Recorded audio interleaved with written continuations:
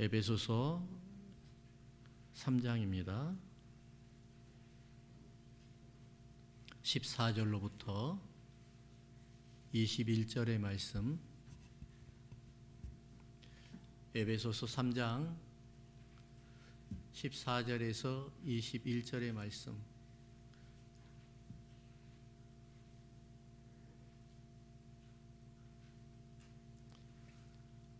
찾으셨어요? 그럼 한번 우리 같이 교독하겠습니다. 제가 14절을 읽고 여러분 15절 읽습니다. 이러므로 내가 하늘과 땅에 있는 각 족속에게 이름을 주신 아버지 앞에 이름을 뿔고 비노니 그의 영광의 풍성함을 따라 그의 성령으로 말미암아 너희 속 사람을 능력으로 강건하게 하시오며 믿음으로 말미암아 그리스도께서 너희 마음에 계시게 하옵시고 너희가 사랑 가운데서 뿌리를 박히고 터가 굳어져서 능히 모든 성도와 함께 지식에 넘치는 그리스도의 사랑을 알고 그 넓이와 길이와 높이와 깊이가 어떠함을 깨달아 하나님의 모든 충만하신 것으로 너희에게 충만하게 하시기를 구하노라. 우리 가운데서 역사하시는 능력대로 우리가 구하거나 생각하는 모든 것에 더 넘치도록 능히 하실 이에게 교회 안에서와 그리스도 예수 안에서 영광이 대대로 무궁한 무궁하기를 원하노라. 아멘. 우리 같이 한번 제목을 한번 읽어보겠습니다. 같이 시작. 하나님의 임재를 사모하라.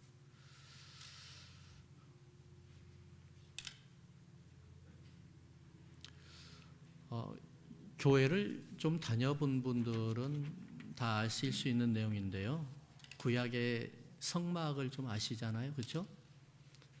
성막을 우리가 좀 말로 표현을 하면은 구조가 이렇게 되어 있어요. 처음에 들어가면 문이 있잖아요. 문이 있고 그 다음에 들어가면 뜰이 있어요. 바로 왼쪽에는 이제 번제단이 있겠죠. 그리고 이제 성소 안으로 들어가야 되거든요. 성소 안으로 들어가는 바로 입구에 뭐가 있냐면은 물두멍이 있어요. 물두멍이 세 기둥으로 되어 있거든요. 삼위일체를 이야기하고 있죠. 그래서 물두멍이 있어 물 씻고 손을 씻고 그 다음에 들어가요. 그러다 들어가다 보니까 오른쪽에는 뭐가 있냐면은 떡상이 있어요. 떡상이 6개 이스라엘의 12지파가 12개가 있죠. 그다음 왼쪽에는 7개의 초가 있는 촛등이 있어요. 금 촛대가 있어요. 예. 그리고 이제 지성소를 들어가야 되잖아요. 근데 지성소가 바로 막혀 있어요. 지성소 안에 딱 들어가려고 하니까 거기 안에 앞에가 뭐가 있냐면 향단이 있어요. 향단. 향을 피우는 거예요. 뭐 하는 것이에요? 기도하는 곳이죠. 그래서 어떻게 기도하는 거예요? 떡을 먹고 예수 그리스도의 몸을 먹고 예수 그리스도의 빛이 내 안에 들어오셔서 주님 앞에 기도하여서 지성소 안으로 들어가니까 누가 계셔요? 그곳에 우리 주님이 계시는 거예요. 임재하시는 곳이에요. 그래서 성막을 보면은 유일하게 하늘에 구름 기둥이 있고 불 기둥이 있는 곳이 어디에 있어요? 바로 지성소 위에만 있어요. 하나님이 임재하신다는 거예요. 하나님이 그곳에 계신다는 거예요. 많은 사람들이 확인하고 싶어 하잖아요. 하나님의 임재를 확인하고 싶어 하잖아요. 그렇죠? 사람들은 보이지 아니하면 믿으려고 하지 않거든요. 그래서 예수님께서 도마에게 뭐라고 그러죠? 보지 않고 믿는 믿음이 큰 믿음이라고 그러잖아요. 예수님이 못자국을 만져보지 아니하고 허리에 창자국을 만져보지 않고 난 도저히 믿을 수 없습니다. 라고 했을 때 보지 않고 믿는 믿음이 큰 믿음이라고 그래요. 이 말을 우리가 참 쉽게 이야기하는데 이게 쉬울까요? 어려워요. 보지 아니하면은 믿기 힘들어요. 이게 우리의 한계예요. 사람들의 한계입니다. 하나님께서 왜 그러면은 불기둥과 구름기둥으로 이스라엘 백성들이 행진하는 내내 보여주셨을까요? 가나안 땅에 들어가기 전까지 계속해서 보여주셨어요. 하나님의 임재를 보라는 거예요. 하나님의 임재, 하나님이 너희와 함께 하신 걸 보라는 거예요. 하나님이 너희를 지켜주는 걸 보라는 거예요. 그래서 이스라엘 백성들이 어디를 봅니까? 세상을 보는 게 아니라, 바닥을 보는 것이 아니라, 환경을 보는 것이 아니라, 정가를 보는 것이 아니라 어디에요? 하늘에 계시는 구름 기둥, 불 기둥, 하나님만 바라보게 되어 있어요. 이게 광야였었어요.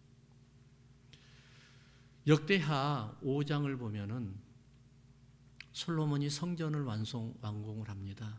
그리고 하나님 앞에 성전 봉헌 예배를 드립니다. 근데 성전 봉헌 예배를 드릴 때 역대하 5장 13절에 이런 말씀이 있습니다. 제가 읽어드릴 테니까 한번 한 단어로 한번 여러분들 생각을 해보세요. 한 단어로 딱 만들면 뭐가 나오는지. 나팔 부는 자와 노래하는 자들이 일제히 소리를 내어 여호와를 찬송하며. 다시 한번 읽을게요. 여기 중요한 내용이에요. 나팔 부는 자와 노래하는 자들이 일제히 소리를 내어서 여호와를 찬송하며 감사하는데, 나팔 불고 재금 치고 모든 악기를 울리며 소리를 높여 여호와를 찬송하며, 다시 한번 여호와를 찬송하며 이르되 선하시도다 그의 자비하심이 영원히 있도다 하매, 그때에 여호와의 전에 구름이 가득한지라. 할렐루야. 그때에 하나님의 영광의 구름이 가득하더라. 언제예요? 바로 찬양할 때요. 찬양할 때. 다윗은 악기만 타면서 사울에게 악귀가 들어가 있는 것을 내쫓아 버렸거든요. 찬양이 이렇게 능력이 있어요. 여러분들 찬양할 때, 우리 전도사님 오늘 찬양을 참 은혜롭게 잘 인도해 주셨는데, 찬양할 때 입을 크게 벌려서 여러분들의 마음을 실컷 담은 그러한 영광의 찬양이 되기를 주의 이름으로 축원합니다. 우리가 목소리를 들으려고 하는 것이 아니라, 우리가 찬양에 아름다운 찬양을 들으려는 것이 아니라, 우리의 마음을 담아서 우리 하나님 앞에 영광의 찬양을 드렸을 때 우리 하나님은 그곳에서 임재하시는 그 현상을 나타내는데, 그것이 바로 뭐예요? 영광의 구름이라는 거예요. 저는 이제 이 시간 분명하게 여러분들에게 선포합니다. 우리 주님 예수님께서는 부활의 영으로 이곳에 함께 하신 것을 믿습니다. 여러분 믿으십니까? 우리 하나님이 여기에 임재하신 것을 믿습니까? 그것이 우리가 뭘로 우리가 나타낼 수 있을까요?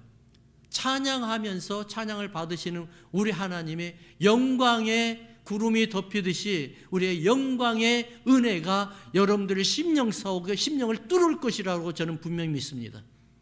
그래서 하나님 앞에 찬양하면 은혜가 되잖아요. 그렇죠? 왜 은혜가 돼요? 하나님이 기뻐 받으시면서 야, 내가 참 기쁘다 하면서 우리에게 심령으로 여러분들의 심령을 터치해 주는 거예요. 아름답고 잘됐고 잘 정돈된 찬양을 받으시는 것이 아니라 우리의 마음을 모아서 드리는 찬양은 잘 모르지만은, 곡조는 잘 모르지만은 우리가 마음을 담아서 우리 주님 앞에 찬양하고 감사했을 때 우리 하나님께서는 그 마음의 감동을 받으실 줄로 믿습니다. 대부분의 사람들이 그러겠지만 저도 아침에 일어나면은 항상 첫 번째 하는 것이 있어요. 하나님의 임재를 위한 기도를 드려요. 하나님 임재해 주세요. 오늘 하루도 나 혼자 살지 않게 해주시고 하나님과 동행하게 해주세요. 하나님, 저의 먼저 앞서 가셔서 제가 오늘 해쳐야 될 일들을 미리 해주세요. 선행하시는 주님을 찬양합니다. 임재해 주세요. 오세요. 저와 함께 해주세요. 저는 연약합니다. 이 기도를 계속 드리거든요. 제일 먼저 드리는 것이 바로, 눈 깨자마자 드리는 것이 바로 이 기도거든요. 그러면은 우리 하나님의 임재를 소망하는 이유가 뭘까요? 한번 따라 합시다. 강하고 담대함으로. 다시 한번 강하고 담대함으로. 세상을 이기기 위함이다. 믿습니까? 3장 16절 17절 읽어볼까요? 에베소서 16장 16절 17절 에베소서. 그의 영광의 풍성함을 따라 그의 성령으로 말미암아 너희 속사람을 능력으로 강건하게 하옵시며 믿음으로 말미암아 그리스도께서 너희 마음에 계시게 하옵시고 너희가 사랑 가운데서 뿌리가 박히고 터가 굳어져서. 자, 그의 영광의 풍성함을 따라 너희 성령으로, 그의 성령으로 말미암아 우리의 속사람을 능력으로 강건하게 했다. 자, 무슨 말이냐면 한마디 이 말이에요. 성령으로 속사람을 무장시키는 거예요. 속을 뒤집어 버리는 거예요. 속을 터치하는 거예요. 요수아를 보면은 우리 하나님께서 요수아에게 계속 그러잖아요. 강하고 담대하라. 강하고 담대해라. 저는 성경을 읽으면서 이것을 좀 이해를 못했어요. 왜 그러냐면은 요수아처럼 모세를 따라다니면서 모세의 기적을 바로 제일 근접거리에서 기적을 경험했던 사람이 어디 있어요? 모세의 제자가 요수아가 아니에요? 그러니까 홍해가 갈라질 때, 물론 그때는 있었는지 모르겠지만 중요한 거는 봐요. 반석을 쳐가지고 물이 쏟아져 버릴 때 이스라엘의 모든 하나님의 백성들이 하나님을 찬양하고 그곳에서 만나가 하늘에서 떨어져서 이스라엘 백성들이 먹었을 때, 메추라기가 떨어져서 이스라엘 백성들이 다 공급받았을 때, 이 모든 거를 다 요수아가 직접 경험하였고 또 간접도 경험했단 말이에요. 모세를 통해서. 모세처럼 이러한 엄청난 경험을 한 사람은 어디 있어? 근데 요수아처럼. 근데 요수아에게 하나님이 뭐라고 해요? 강하고 담대해라 그러는 거예요. 왜 강하고 담대해요? 내가 본 게 얼마인데. 여러분 은혜 경험한 게 얼마나 많아요? 하나님이 하시는 일들이 너무나 많잖아요. 하나님이 하셨던 일들이 너무나 많았었잖아요. 그렇죠, 여러분? 심지어는 죽었다 살아난 사람도 봤었고, 심지어는 세상 힘으로는 도저히 경험할 수 없는 경험들도 예수님을 통해서 우리가 경험했단 말이에요. 근데 그 사람에게 강하고 담대하라고요? 왜 그럴까요? 그거는 외적인 성령의 역사예요. 사람은 심령이 변하지 아니하면은 언제든지 변하는 거예요. 외적인 성령의 역사는 세월이 지나가면 끝나버리는 거예요. 하지만 내적인 성령의 역사는 나의 생각을 바꿔버리고 나의 철학을 바꿔버리고 나의 비전을 바꿔버리는 거예요. 성령 받으면은, 성령을 경험하게 되면은 하나님을 먼저 생각하게 되어 있어요. 성령 체험하고 성령 경험을 했는데 영원토록 내가 권력을 향해서 나가고 명예를 위해서 나가고 재물을 위해서 나가는 것이 아니라 이 모든 것들을 내가 하나님을 위해서 사용해야 되겠습니다. 철학이 바뀌어버리는 거예요. 내가 왜 예수님을 믿어야 됩니까? 내가 구원받은 것으로만 족하기 위해서 예수님을 믿어야 됩니까? 이거는 우리에게 사단이 좋아하게끔 만들어버리는 그런 믿음이란 말이에요. 내가 예수 믿고 구원받아서 그 내 속사람이 변해서 성령이 나를 뒤집어서 어떻게 하는 거예요? 하나님이 기뻐하게끔 이 세상을 만들어버리는 거예요. 그래서 우리가 강하고 담대함의 역사가 일어나야 되는 겁니다. 할렐루야. 여러분 삶을 왜 사세요? 세상을 왜 사세요? 하나님을 기뻐하기 위함이지 아니겠어요? 성령 받을 때와 성령 안 받을 때의 차이가 뭔 줄 아세요? 성령 받기 전에는 나를 위해서 살았어요. 나를 위해서.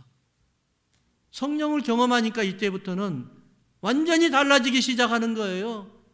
나를 위해서 사는 것이 아니라 주님을 위해서 사는 거예요. 왜요? 철학이 바뀌어버렸으니까요. 내 생각과 사상이 바뀌어버렸기 때문에. 여호수아서 1장 5절을 볼까요? 제가 읽어드릴게요. 네 평생에 너를 능히 대적할 자가 없으리니 내가 모세와 함께 있었던 것 같이 너와 함께 있을 것임이니라. 내가 너를 떠나지 아니하며 버리지도 아니하리라. 할렐루야. 아멘. 네 평생에 너를 능히 대적할 자가 없으리니.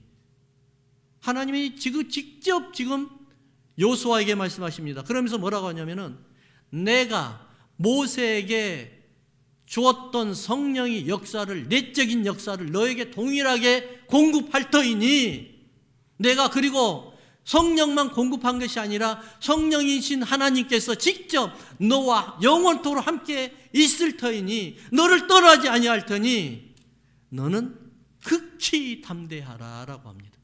담대한 것이 아니라 극히 담대하라. 예전에 제가요, 오늘 온두라스를 가게 되는데 2001년도에 처음으로 온두라스를 가게 됐어요. 우리 이순종 목사님께서 온두라스를 저를 처음 소개를 해 주셨어요. 그래서 그때 갔거든요. 갔는데 선교사님께서 저를 데리고 정글로 들어가더라고요. 온두라스가 캘리포니아 모양으로 이렇게 둥글게 되어 있어요. 근데 저 안쪽에 보면은 그라시아스 아리오스라는 곳이 있는데 거기가 완전 정글이에요. 국내선 비행기를 1시간인가 탔나 그랬을 거예요. 그리고 버스를 3시간 탔어요. 그러니까 어떻게 되냐면 순서가 버스를 3시간 타고 세상에 섭씨 40도 이상이 되는데 그때 갔어요. 제가 너무너무 더울 때 에어컨도 안 돼요. 갔어요. 버스를 내리니까는 그 다음 비행기를 타야 되는데 비행기를 타고 1시간을 갔어요. 비행기를 타고 가니까 비행장이 아니라 우리 시골의 대합실이에요. 벽돌을 몇 개 쌓아놓고 해놓고 펴주세요 해가 펴주니까 이게 탁 구멍을 뚫더라고요. 그렇게 해가지고 갔어요. 그리고 비행기가 내리는데 잔디밭에 내려요. 거기에 지금 소나 양들이 이렇게 막 풀 뜯어먹은 곳에 내리더라고요. 그런데 비행기 타고 갈 때 러시아 언어가 거기에 딱 써져 있어요. 선교사님이 2차 대전 때 러시아가 썼던 그 비행기를 지금까지 고쳐서 타고 있대요. 기장이 문이 없어요. 조종석에 문이 없어요. 다 떨어져 있어요. 비가 오면 비가 세요, 비행기가. 예. 그 비행기를 타고 가는데 한참 그게 프로펠러잖아요. 쭉 가는데 프로펠러가 두룩두룩 가지고 또 멈춰버리는 거예요. 얼마나 기절초풍을 하겠어요. 비행기를 딱 타니까 현지인들이 한 20명 정도가 되는데 20명 됐는지 어찌 모르겠지만 그 정도 됐는데 다 무릎 꿇고 이렇게 고개 숙이고 기도하고 있었어요. 그때서야 알았어요. 왜 기도를 하고 있었는지를 알게 됐어요. 엔진이 훅 뚜룩뚜룩 하면 멈춰버리는 거예요. 윙 가요. 그러다가 나중에 조금 있다 두룩두룩 하다 다시 켜지면 더 부릉두릉두릉 올라가는 거예요. 그래 내렸어요. 어떻게 하든 간에 일단은 선교 끝나고 왔어요. 그래서 이제 나중에 알아봤더니만은 비행기는 엔진이 꺼져도 100마일 이상을 갈 수가 있답니다. 엔진이 꺼져도. 그러면서 세상에서 제일 이동수단 중에 제일 안전한 이동수단이 비행기랍니다. 비행기. 자, 그 전까지만 해도 비행기가 두두둑 하면은 기류에 만나가지고 무서웠잖아요. 이제는 저는 그냥 잠을 자요. 네, 같이 선교 가는 분들이 그냥 두룩두룩하고 흔들리는데도 막 잠을 자니까 어떻게 그리 잠을 잘 수 있냐. 비행기의 구조를 알게 되고 비행기가 어떻게 해서 이렇게 안전하다는 것을 알게 되면 그 다음에 마음이 안정이 되잖아요. 그렇죠? 그렇잖아요? 성령의 내적 역사가 이거예요. 성령께서 여러분들에게 직접 여러분들의 심령에 들어오셔서 내가 너와 함께 있어. 걱정하지 마. 나 너를 절대로 붙들 거야. 너 놓지 않을 거야. 이것을 여러분들 경험하고 이것을 여러분들이 체험하면은 그때부터는 세상은 두렵지가 않아요. 할렐루야. 이것이 바로 강하고 담대함이에요. 우리가 왜 두렵고 떨리고 고통스러운 줄 아십니까? 하나님이 나와 함께 하신 것을 우리가 지식으로는 알고 있는데 이 안에까지 내 못 내려오는 거예요. 내가 못 느끼고 있는 거예요. 외적인 성령의 역사, 하나님이 계셔. 알죠? 다 알죠. 하나님이 하고 계셔. 다 알죠. 하지만 나와 그게 무슨 상관이 있는 거예요? 내 안에 들어오셔서 직접 내 안에서 불안하지? 실망스럽지? 걱정되지? 나 너 절대 안 놓을 거야. 나 너 절대로 버리지 않을 거야. 요수아야, 너 두려워하지 마. 모세에게 했던 너 외적인 성령의 역사를 보고 너는 하나님의 역사가 크다고 하는데 너는 그것을 직접 경험하게 될 거야. 왜냐하면 내가 너에게 직접 들어가서 너와 함께 할 것이야. 그분이 바로 여러분들의 안에 계시는 성령님이신 줄 믿으시기 바랍니다. 이것을 알면은 우리가 담대함이 생기는 거예요. 두려움이 사라지는 거예요. 몰라서 문제인 거예요. 두 번째는 보니까 17절을 한번 볼까요? 17절 다시 한번 읽어보겠습니다. 믿음으로 말미암아 그리스도께서 너희 마음에 계시게 하옵시고 너희가 사랑 가운데서 뿌리가 박히고 터가 굳어져서 함 따라합시다. 교회가 성도들의 생활권이 되어야 됩니다. 아멘입니까? 교회가 성도들의 생활권이 되어야 돼요. 교회가 더욱더 더 적극적으로 표현하면은 교회가 여러분들의 놀이터가 돼야 돼요. 놀아도 교회에 와서 놀아야 되고 그냥 쉬어도 교회에서 쉬어야 되고 모든 생활의 중심은 교회가 돼야 되는 거예요. 그것이 바로 유대인들의 삶이죠. 유대인들의 회당이 그들의 중심 생활이잖아요. 중심으로. 스티븐 코비라는 사람이 쓴 성공하는 사람들의 7가지 습관이라는 책이 있어요. 아주 오래된 책인데 요즘에 중복판이 나와가지고 좀 두꺼워졌어요. 그런데 거기에서 7가지 습관들을 다 이야기하는데 한 가지로 종합을 할게요. 뭐냐면은 나쁜 습관을 버리라는 거예요. 환경에서 오는 습관. 습관만 바뀌면은 내가 성공할 수 있는 사람이 된다는 거예요. 습관만 바뀌면은 하나님이 기뻐하는 사람으로 변할 수 있다는 거예요. 사람은 기질이 안 변하죠. 타고난 기질은 안 변합니다. 그렇지만 타고난 기질을 다듬을 수는 있어요. 완전히 버릴 수는 없지만 다듬을 수는 있어요. 스티븐 코비라는 사람이 이것을 이야기하는 거예요. 타고난 기질은 어떻게 할 수는 없지만은 타고난 기질에 의해서 나오는 습관을 바꾸라는 거예요. 자, 교회에서 생활을 하게 되면은 교회에서 무엇을 하겠어요, 여러분? 놀아도 주님 생각하고 교회에서 나쁜 짓을 하겠어요? 교회 나와가지고 술판 버릴 사람이 있을까요? 교회 나와가지고 도박하는 사람이 있을까요? 없어요. 그런 배짱 있는 사람하고 있으면 한번 나와보세요. 없어요. 교회 와서 뭘 하겠어요? 어찌 하든지 간에 기도는 많이 안 하고 찬양은 안 한다 하더라도 말씀도 안 보도 소용없어요. 괜찮아요. 중요한 거는 어떻게 하든지 경건하게 살려고 노력을 해요. 주님을 기뻐하게 살려고 노력을 한단 말이에요.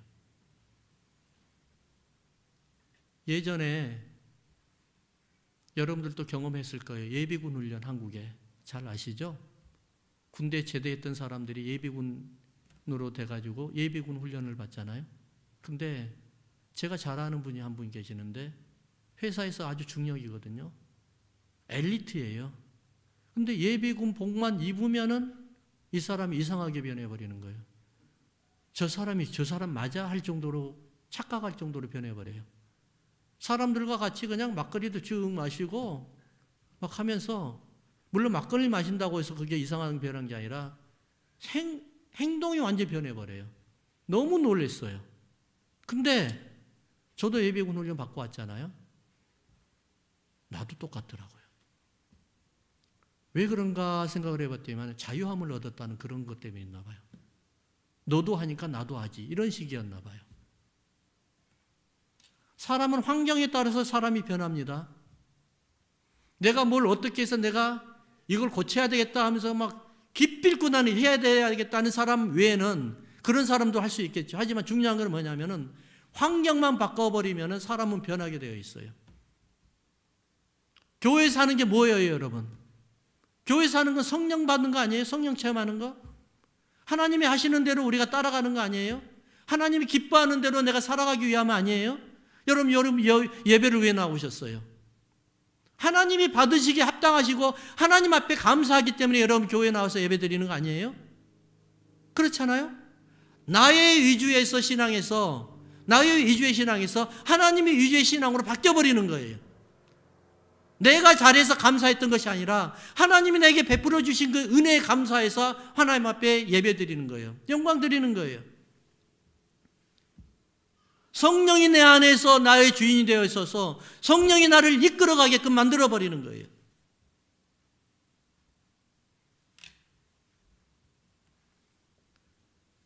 우리가 많은 사람들이 그러잖아요. 하나님께서 함께 하시면은 왜 우리가 변하지 아니할까? 우리는 이것을 잘 알고 있어요. 예수님께서 우리의 모든 저주를 다 끊어버리고 십자가에서 돌아가시면서 끊어버렸단 말이에요. 사망도 끊어버리고 고통도 끊어버리고 아픔과 슬픔 다 끊어버렸단 말이에요. 다 없애버렸단 말이에요. 근데 우리는 예수님을 믿고 이제는 어떻게 해요? 예수님이 주시는 행복과 은혜와 신령한 것으로 경험으로 우리가 풍족하고 행복하게 살아가는 평안하게 살아갈 수 있는 권리를 가진 사람이에요. 근데 세계 인구가 70억이 넘었는데 왜 그 많은 기독교인들이 아직도 불행에 떨고 있고 고통에 떨고 있냐 말이에요. 말씀 그대로 적용하면은 이 말씀이잖아요. 변하지 않아서 문제된 거예요. 변하지 않아서.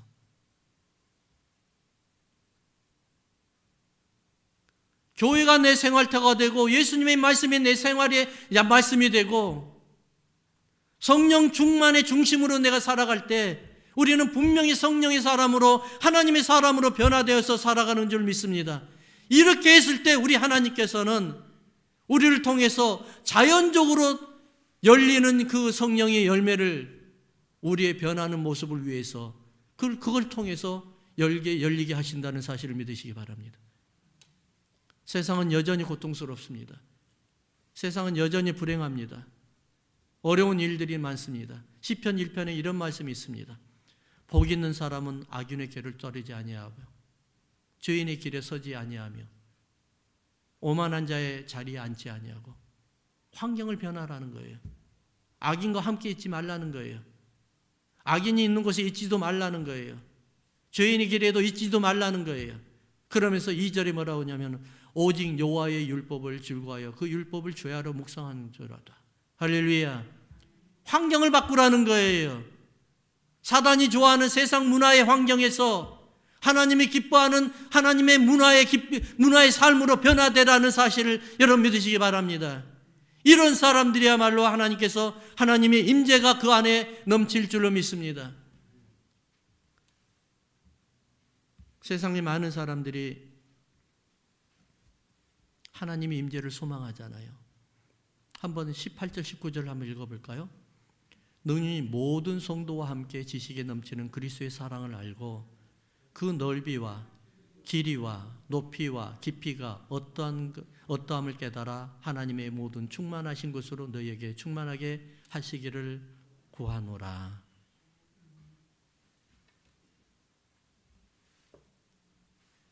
하나님의 임재가 왜 우리에게 필요할까요? 여러분들 하나님의 사랑이 얼마나 깊고 넓고 높은지를 아십니까? 경험하셨어요? 하나님 임재가 바로 우리를 치유하시고 우리의 삶을 변화시켰기 때문에 그래요. 여러분들 통해서 하나님 감사합니다. 하나님이 최고입니다. 하나님 살아계십니다. 하나님 지금도 나와 함께 하시고 은혜와 평강을 내게 주시는 분입니다. 세상에서 맛볼 수 없는 그 은혜를 주시는 분은 바로 하나님 한 분이십니다. 이것을 경험하기 위해서 우리가 하나님 임재를 소망하는 것입니다.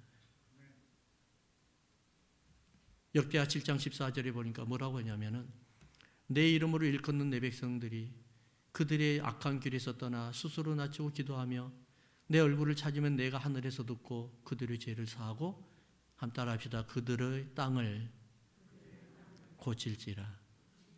그들의 땅을 고칠지라. 하나님의 임재는 치유하는 능력이 있어요. 하나님의 임재는 여러분들의 삶을 변화시킬 수 있는 능력이 있습니다. 우리 교회도 마찬가지예요.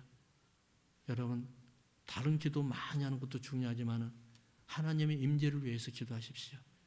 여러분 삶 속에 하나님의 임재가 넘치면은 여러분의 삶도 변하고 가정도 변하고 사업도 변하지만 가장 중요한 것은 교회도 변합니다. 그런 걸 믿으시기 바랍니다. 함께 기도하십시다. 우리가 기도하면서 이렇게 한번 우리 결단하십시다. 하나님